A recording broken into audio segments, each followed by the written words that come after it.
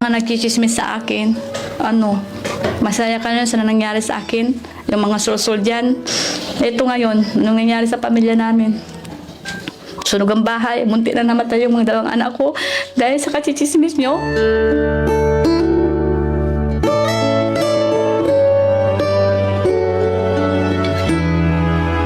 Bagsak na kami, wala na lahat-lahat.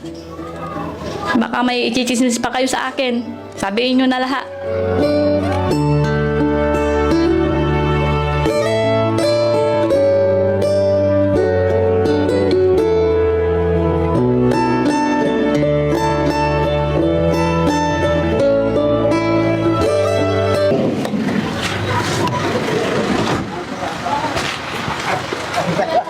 Hello po. Musta kayo, tay? Hello po. Hello po. Ay, ito lang pala. Ayun, mga kababayan, mga kabarangay, isang mapagpalang araw po sa atin. At kami po ay nasa San Carlos ngayon, mga kababayan. At may inilalapit sa atin na pamilyang nasunugan. So, samahan niyo ako, mga kababayan, para alamin natin ang kwento at kung paano at kung ano nga ba ang nangyari. Hello po, kumusta po kayo? Sila. Hello, Nay, magandang hapon. Hapon na ba? Pwede makiupo. Ayan. Ano pangalan po ni Nanay? Shirley de Guzman po. Shirley de Guzman. At siya po yung anak nyo. Opo. Pangalan mo, Kuya? Miguel de Guzman. Miguel. Ilan taon na po? 14. Ayon sa aking nabalitaan is 2 anak po yung nasaksak. Sige, Nay, bago ang lahat, Nay. Ako nga po pala si Daddy Frankie. May video po ako dyan. Okay lang po ba na yung kwentuhan natin ay upload sa video? Okay lang. So, ma'am, idikit ko lang po itong yung mic. Okay lang po. Excuse po. Ayan. Kay Kuya. Ilan taon na si Kuya? 14 po. 14, nag-aaral. Okay. Ayan. So, Nay, kumusta naman po kayo? Hindi okay. Hindi okay. Bakit nyo nasabing hindi okay? Siyempre, walang bahay. Walang nasalbang gamit. Walang nasalba. As in, wala po kayo? Wala. Paano nga bang nangyari, Nay? Pwede ba naming malaman ng simula? Pwede bang ikwento nyo sa amin? Opo. Sige po, Nay. Nung sa January ng katapusan yun, pumunta ako patay. Sa patay, hindi ako nagpaalam. Yun lang sinasabi niya na may kabit na ako. Sinasabi niya na may kabit ako. Sabi ko, wala. Tapos yun, naggugulo-gulo na siya. Hanggang nasampal niya ako. Hindi ko sinabi kay tatay yun. Tapos yung pangalawa, kasi marami nagsususo sa kanya kasi kaysa sumama daw ako sa kabit ko. Sinakayal ko sa rider. Kaya hindi naman totoo yun. Hinahanap yung rider, hindi niya mahana. Kaya nagagalit siya kaya hindi niya mahana yung rider na yun. Sabi niya, dumaan daw sa bukid. Hindi niya naman daw makita. Pag uwi niya sa bahay, ando na, tutulog ako. Tapos may, kung sino naman nagsusol, sampal naman ako, sampal. May ita pa eh. Buti na ng anak ko, yung anak ko isang lalaki. Nakahiga ako noon, ginagano niya. Yung anak ko, inano niya. Ayun, umuwi ako kay tatay. Tapos... Nay, mawalang galang na po. Kasi ang una kong nabalitaan dito, Nay, is nasunugan po kayo. Paano nangyari ang sunog? Paano nasunog ang bahay niyo po?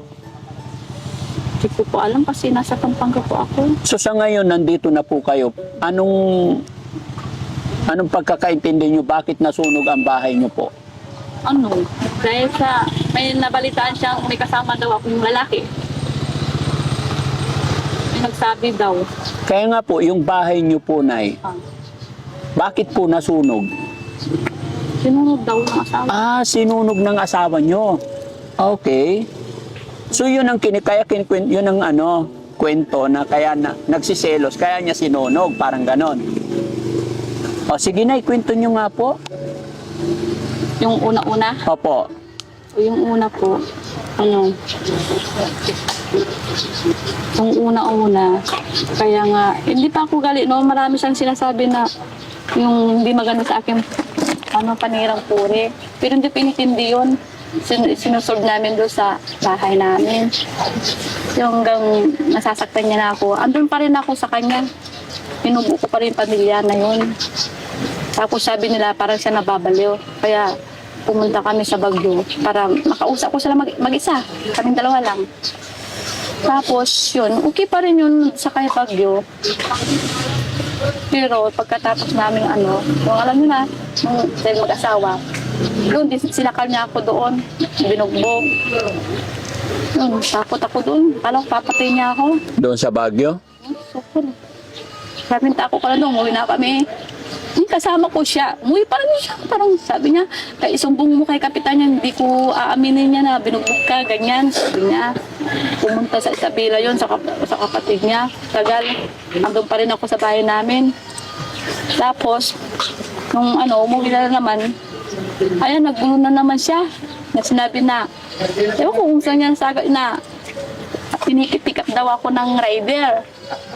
Sinasakay ako sa rider. Tapos, sinasakay ako sa rider, yun, hinahanap na yung lalaki ko. Yun, sabi niya sa akin, yun, gulo ng gulo, puro gulo lahat ng niya.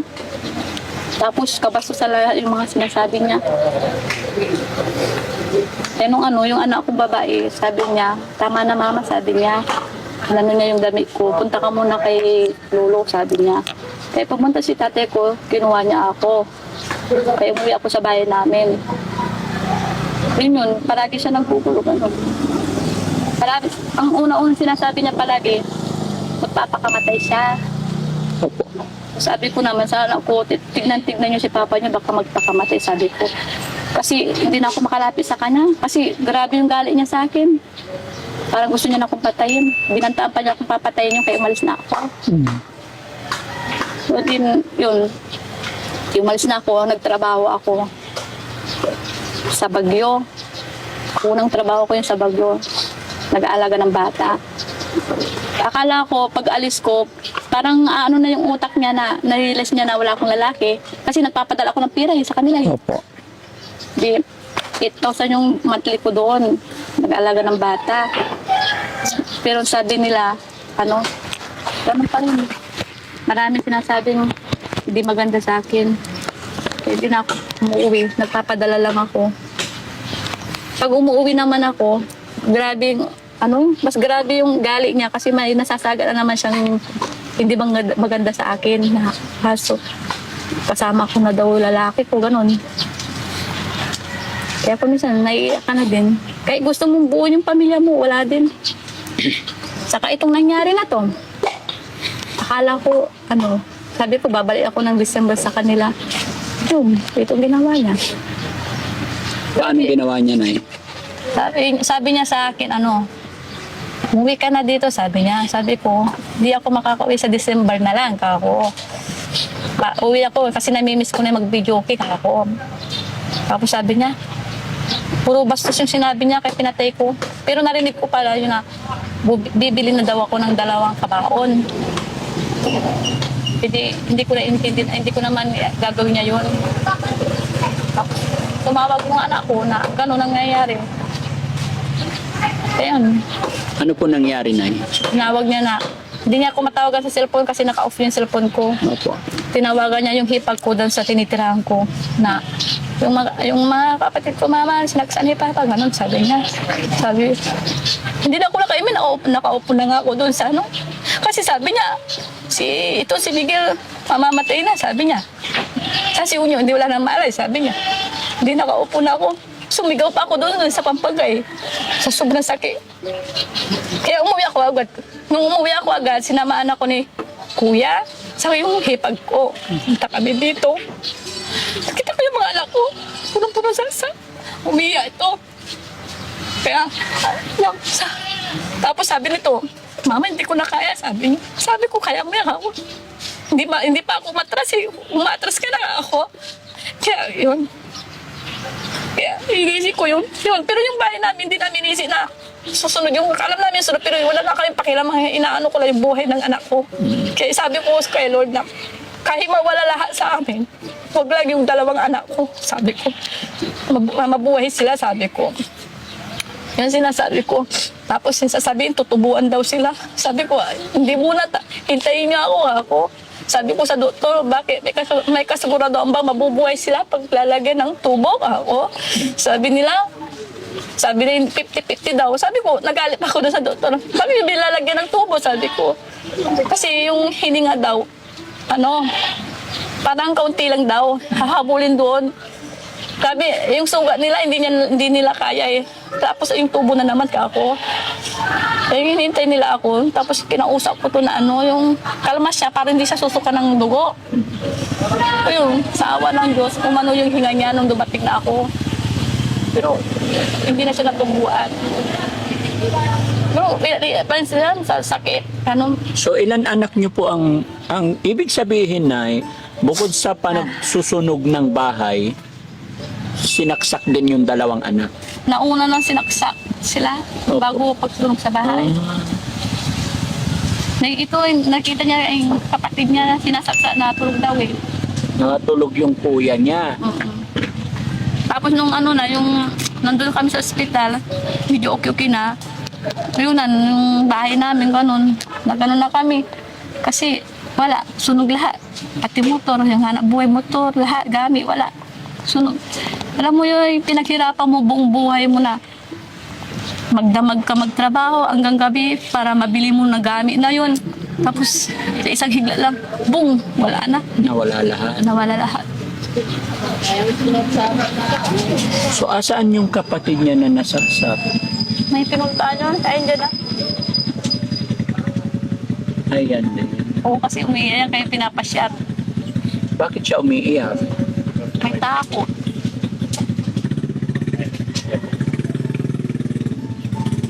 Ngayon, wala na. Hindi kami makaumpisa pag ganito. Urong tayo konti na yan. Kailangan para tabi tatlo. Ayan. O, dikit-dikit lang. Dikit ka, kuya. Ayan. So siya. Mas panganay siya. Ano daw? Kuya, ano pangalan ni kuya? Marcelino. Sorry? Marcelino. Masuelo? Marcelino po. Marcelino. Ilang taong ka na, Marcelino? 11. 11. Si kuya naman? 14 po. O, sino ang mas maraming saksak? Eh, ikaw ang napuruhan. Saan siya sinaksak ni tatay? Dito, sa mga mukha ko. Dito, may dila pa yan. Tapos, Ay, ito. Marami. Bakit marami? Allah. Bawal pakita yun. dito po. Hanggang sa likod. Ilibing kasi itong saksak niya. 11 ang saksak niya. Ito, 8. Siya Nakita naman. mo nung Anong ginamit niya? kutsilyo po. Unang sinaksak sila at saka sinunog yung bahay. Anong ginamit pang sunog? Ay, yung grabis po. Tapos may gasolina, ganon. Opo. Ito nakita niyo yung pangyayari ng sinasaksak ito. Nakita mo nung sinasaksak yung kapatid mo? Anong ginawa mo nung sinasaksak yung kapatid mo? Binuksan ko yung pintuan. Nakasarado po. Nakalak yung pinto. Opo. Tapos sinabi ko kay papa ko, tama na yan papa, sabi ko. Oh. Tapos ako na yung sinaksak niya. Bali unang sinaksak niya to, tapos sinunod ka. Po. Lasing ba yung tatay mo nung Hindi. hindi siya lasing? Opo. Hindi ka ba niya, bago mangyari ang lahat, hindi muna niya kayo kinausap? Kinuusap niya kami. Ano sinasabi niya? Matutulog na kami daw. Matulog na raw kayo. Pero hindi ka pa natutulog. Nakikita ko na yung Ibero niya Tagalog. Pwede sa Pangasinan? Sige. Pangasinan mo. kinamay. Ang talay wala bumbantong kutsilyo. Nakikita mo na may hawak siyang kutsilyo. So nararamdaman mong may masamang balak yung tatay mo. Opo. Tapos ikot na ikot. Wala. Nakita ko na sinasaksak niya na ito. Sinasaksakan niya. Anong nararamdaman mo nung sinaksak ka niya? parang umiyak na ako. Umiiyak ka. Hindi ka lumaban. Lumaban na ako din. Hindi ka talaga nakatakbo. Opo. Hindi ka tumawag ng saklolo sa kapitbahay. Ano lang po, umiyak lang kami. Anong oras nangyari yon? 8 po. 8 ng gabi. So ngayon tapos na yung pangyayari. Naalala mo pa ba yung mga nagawa ng tatay mo? Opo. Nasaan na ngayon ang tatay mo? Nasa ano po, police. Nasa police station na, nakakulong na. Hindi ka na natatakot ngayon? Kunti lang po. Konti na. Huwag kang matakot. Mag-pray ka na lang kay God. No? Opo. Kuya Marcelino, si Kuya Marcelino, natakot ka rin?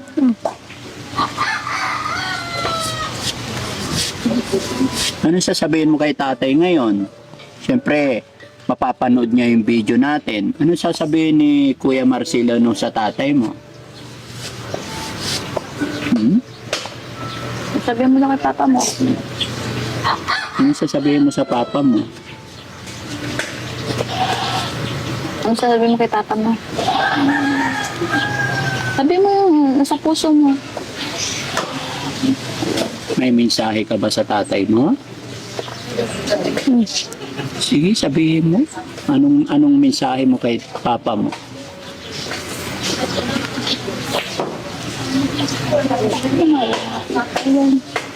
Sige lang. Sa akin ka lang tumingin. Ha? Anong sasabihin mo sa papa mo ngayon? Natakot ka ba nung gabing yon? Nagulat ka pag gising mo, sinasaksak ka ng tatay mo?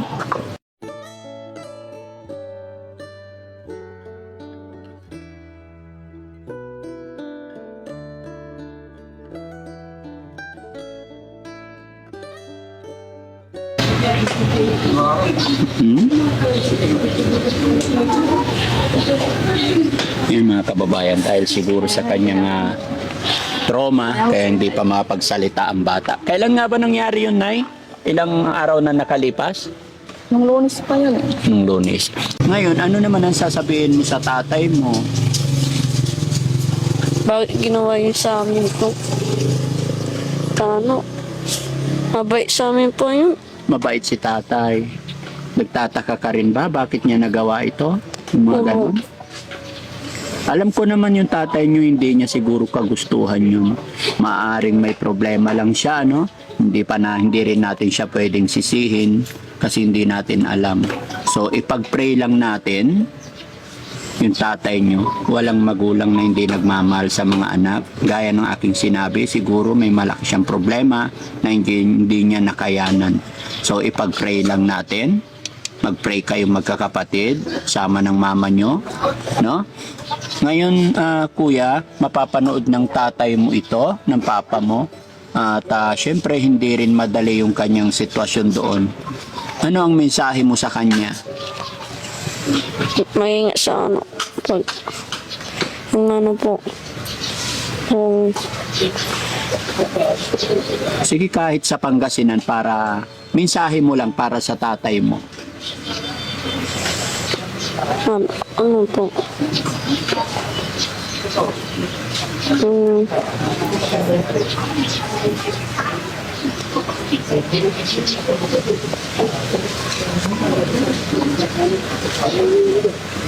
Okay ka lang, kuya? Sige, okay lang. Sinanay na lang. Nay, paano ngayon yan, Nay? Paano yung araw-araw na pangailangan nyo ngayon? Anong trabaho nyo po ngayon? Sa Pampanga ako, pero hindi pa ako nag-work. Hindi pa ako nagtatrabaho. Nay, excuse lang po. Dikit ko lang itong isa. Wala nung nangyari yun, dito pa kayo. So anong balak at plano ninyo po ngayon? Magtatrabaho, syempre. Walang magbubuhay sa mga anak ko, 7. Pito ang ano. Nag-aaral sila lahat. 6 yung nag-aaral. Tapos, Tapos, ako lang ang asahan nila yan. ito yung bunso. Ang problema lang dyan yung bahay. Kung mapagawa yon, alis kahit paano, pangkain lang namin sa pang araw-araw na hanapin namin. So, saan kayo ngayon nakatira na eh? Ay, bali dito kayo. Pansamantala dito. Kanino bahay po yan? Yung sa kapatid ko yan. Ano nila, rehouse nila yan. So, yung bahay na nasunog yun sa inyo pati lupa. Yung lupa, mana ng asawa ko. Pwede ba natin makita yung bahay na nasunog? Pwede tayo pumunta doon? Okay lang? Mapuntahan natin. Okay, let's go. Sakay na kayo sa sasakyan. Sabay na sila. Tapos ibabalik ko rin kayo rito.